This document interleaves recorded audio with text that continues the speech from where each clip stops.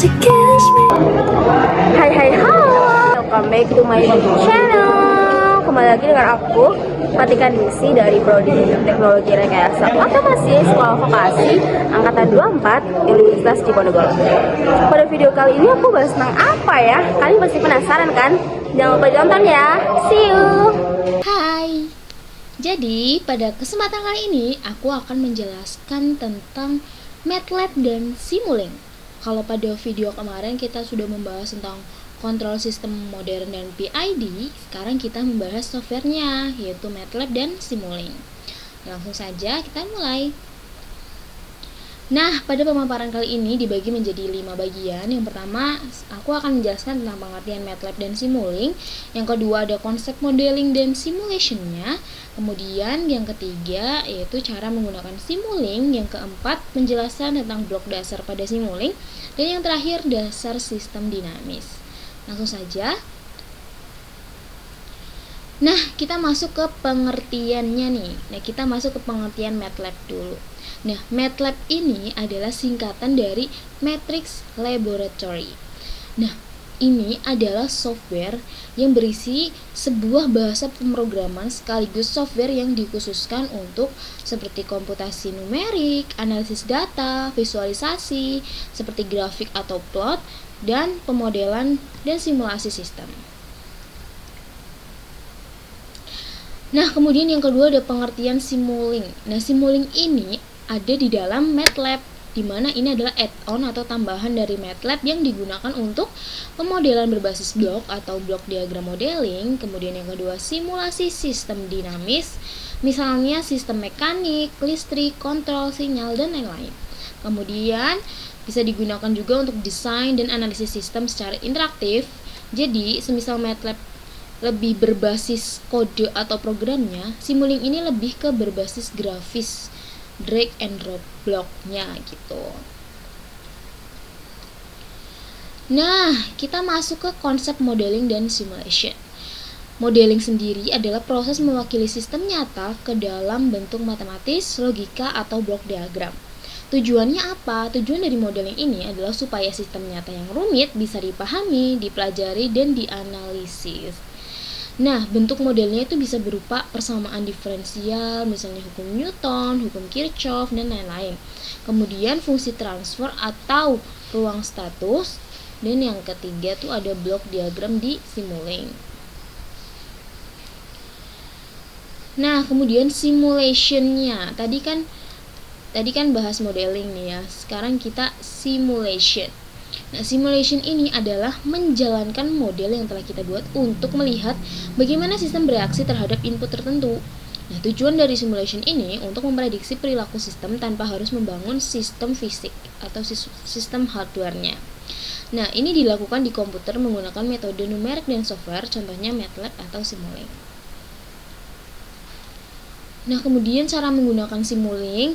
Nah, kita buka Simulink Library Browser. Kemudian kita membuat model baru dan kita drag and drop blok yang kita inginkan sesuai kebutuhan. Kemudian hubungkan blok menggunakan garis sinyal. Ini yang terakhir, jalankan simulasi atau di-run simulasinya. Nah, kita memasuki blok dasar pada Simulink. Di sini banyak sekali blok pada Simulink. Yang pertama itu ada source blocks, di mana fungsinya untuk memberikan sinyal input ke sistem. Contohnya ada step, yaitu sinyal tangga dari 0 ke 1 pada waktu tertentu. Ada sine wave juga, yaitu sinyal sinusoidal. Kemudian ada konstan, nilai tetap, ada ramp, sinyal naik linear, ada random number, sinyal acak, yang digunakan untuk memberi masukan ke model atau uji respon sistem. Kemudian yang kedua ada sync blocks, di mana fungsinya untuk menampilkan atau menyimpan output sistem. Nah, contoh bloknya ada scope. Ini tuh kayak multimeter gitu, menampilkan grafik keluaran. Kemudian ada display, menampilkan angka secara real time. Kemudian ada to workspace, ini untuk menyimpan data ke MATLAB workspace. Kemudian ada XY graph untuk menampilkan hubungan input output yang digunakan untuk observasi hasil simulasi. Nah, yang ketiga ada Math Library. Ini fungsinya untuk melakukan operasi matematika. Contoh bloknya ada gen atau pengali, ada sum atau penjumlah atau pengurangan juga, ada produk, perkalian, ada integrator atau derivatif, ada trigonometri yang berisi sin, kostan dan sebagainya.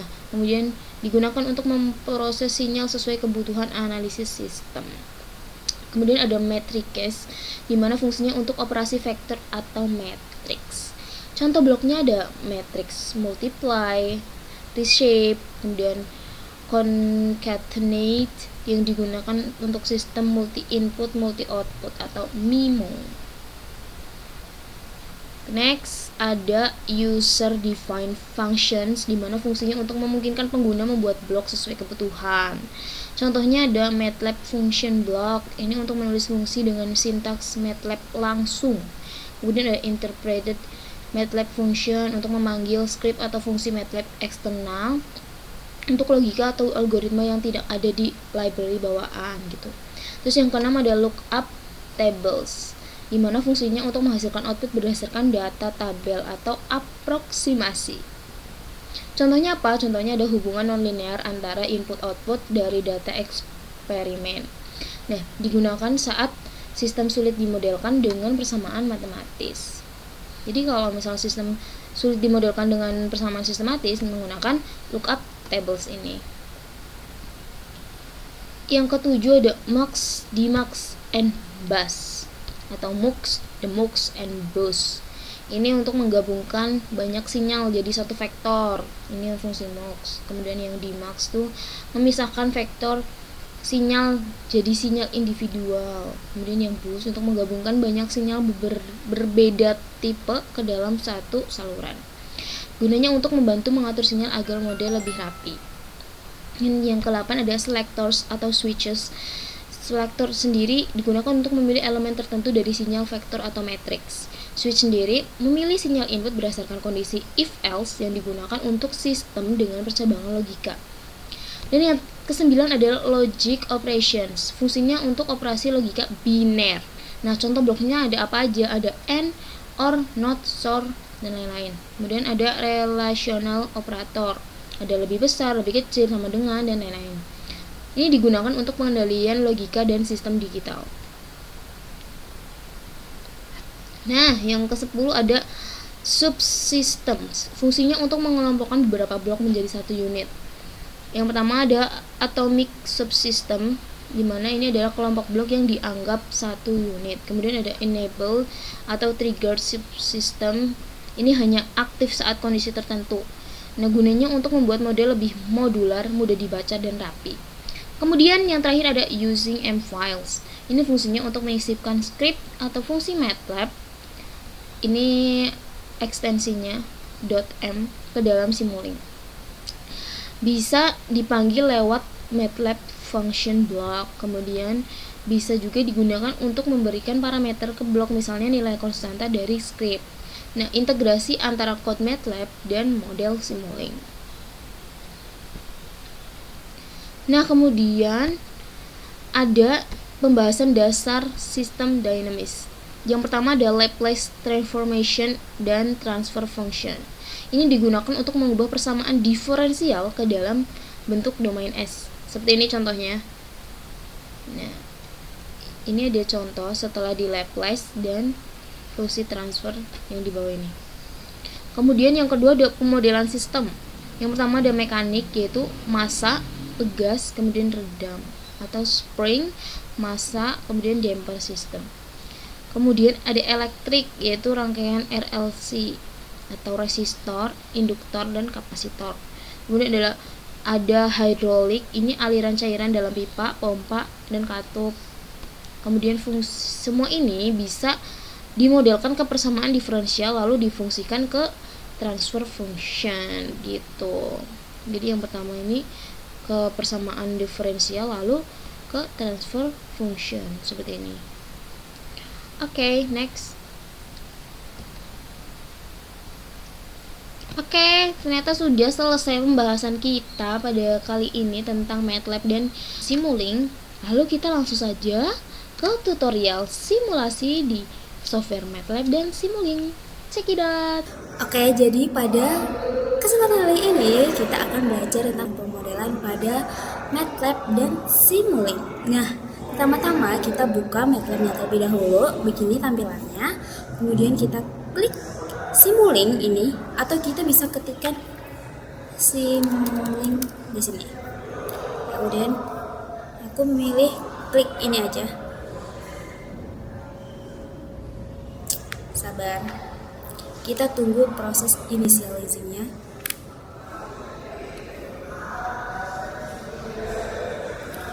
Nah, maka akan muncul tampilan seperti ini. Kemudian kita klik yang blank model, kemudian kita klik model.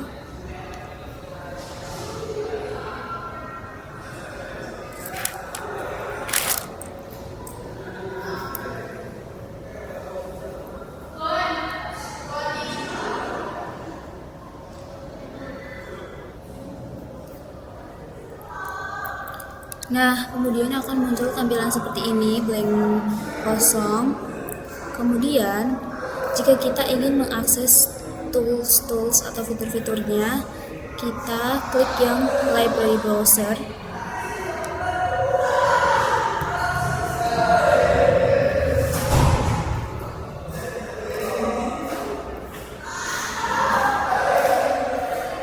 Nah, ketika library browsernya kita klik, maka di sini akan muncul banyak sekali library yang membantu kita untuk membuat pemodelan pada aplikasi MATLAB dan Simulink ini. Nah, di sini kita akan fokus bahas ke dalam ini, Simulink. Kita klik. Dan di sini kita pilih yang search. Kita pilih yang ini, sine wave. Caranya adalah kita klik kiri, lalu kita drag ke sini.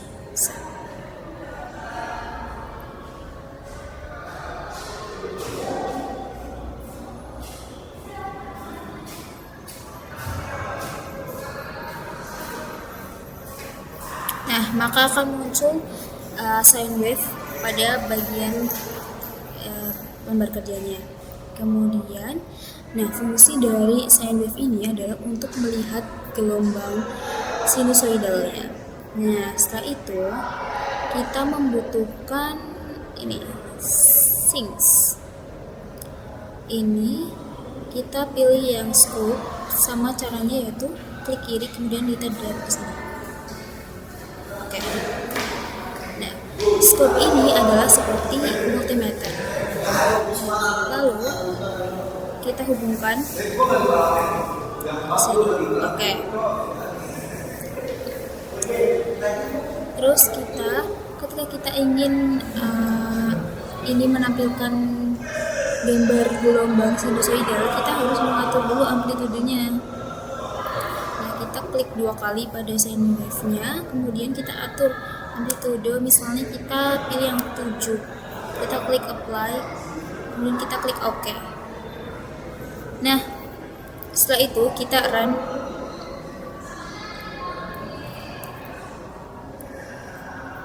Nah, kita tunggu running ini selesai sampai 100%. OK.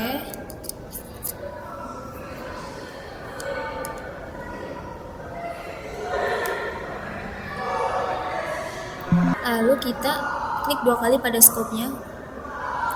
Dan kita lihat apakah gelombangnya sudah terbuat dengan sesuai amplitude pada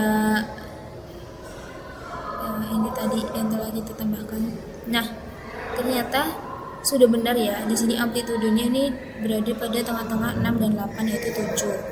Kemudian apa yang terjadi jika kita mengubah sine wave-nya menjadi amplitudenya menjadi 5 misal? Kita klik apply, lalu kita klik OK. Nah, kita run lagi. Apakah di sini juga akan muncul amplitude 5? Kita buka. Nah, maka tepat sekali di sini amplitudenya juga berubah menjadi 5, yaitu tengah-tengah 4 dan 6. Nah, setelah itu kita akan membuat rangkaian penguat atau G. Di sini kita akan klik yang commonly used blocks,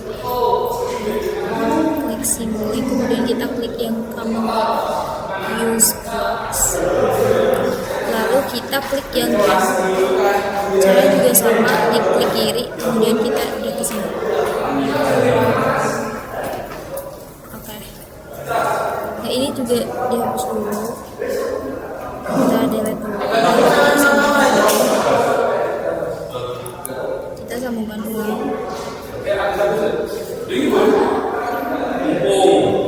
Nah, lalu kita ubah gennya. Gen ini seperti pengawet ya. Kita ini kan masih satu, coba kita ubah menjadi 2. Kita klik apply, kemudian kita klik OK. Jangan lupa juga kita ubah amplitudenya. Di sini kan 5, coba kita ubah jadi 6. Kita apply. Nah, di sini kan tadi 6 sound wave-nya. Di sini gain-nya tuh 2 atau pengalian 2. Nah, kita lihat di oscilloscope-nya. Kita lihat berapakah yang muncul? Ya, sini 12 karena ini 10, 11, 12. Berarti 6 dikali 2 kan sama dengan tadi 12. Ini juga gelombangnya 12 amplitudenya. Jadi benar ya. Hasil outputannya ini sudah benar, yaitu 12.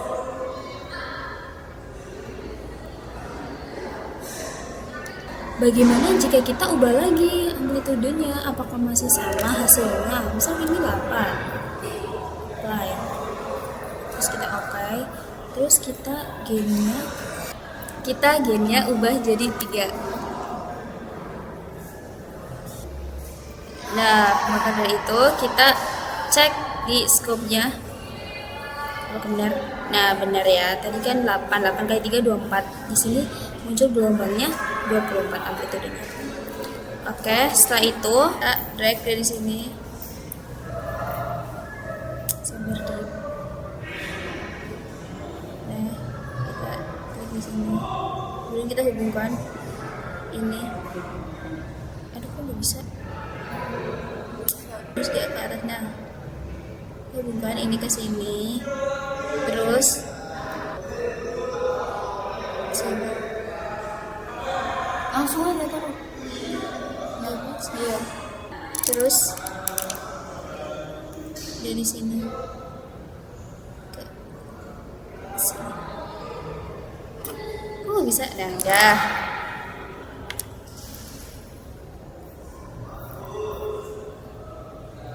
Kita run. Kemudian kita lihat di oscilloscope-nya. Nah, maka hasilnya adalah gelombang yang warna biru ini adalah gelombang sebelum rangkaian ini dikasih gain atau penguat. Nah, yang kuning ini adalah gelombang di mana setelah rangkaian dikasih gain atau penguat.